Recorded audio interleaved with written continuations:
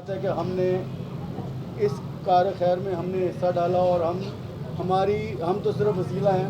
اللہ تعالیٰ ہے جو شفا بھی دیتا ہے اور جو ہمت بھی دیتا ہے, اور اسی چیز کو سامنے رکھتے ہوئے ہم نے یہ یونیورسٹی کی محنت کی اور 10-12 سال ہمیں لگے ہیں یہ سارے اپروولز دیتے ہوئے. آپ کو پتہ ہے کہ پاکستان میں کوئی کام کرنا جو ہے وہ جہاد کے برابر ہے, اور کسی قسم کا بھی اپروول لینا وہ ناممکن کے قریب ہوتا ہے. بس آپ کو ضد کے ساتھ ایک لگن کے ساتھ لگے رہنا چاہیے.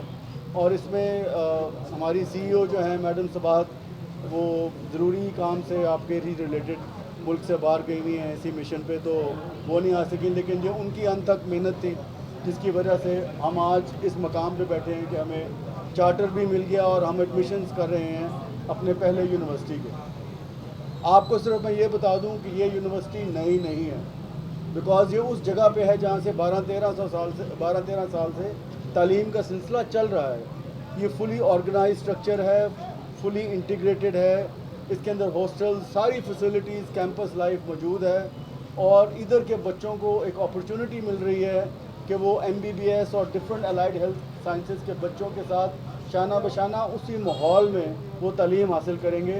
اور ہم پہلی دفعہ اب میڈیکل سے ہٹ کے نان میڈیکل سائٹ پہ گئے ہیں جہاں پہ ہم نے اپنے ڈفرینٹ پروگرامز, مختلف پروگرام سٹارٹ کیے ہیں. ہمارا سائیکالوجی کا پروگرام ہے, ہمارا BBA کا پروگرام ہے, اکاؤنٹنگ فائنانس کا پروگرام ہے.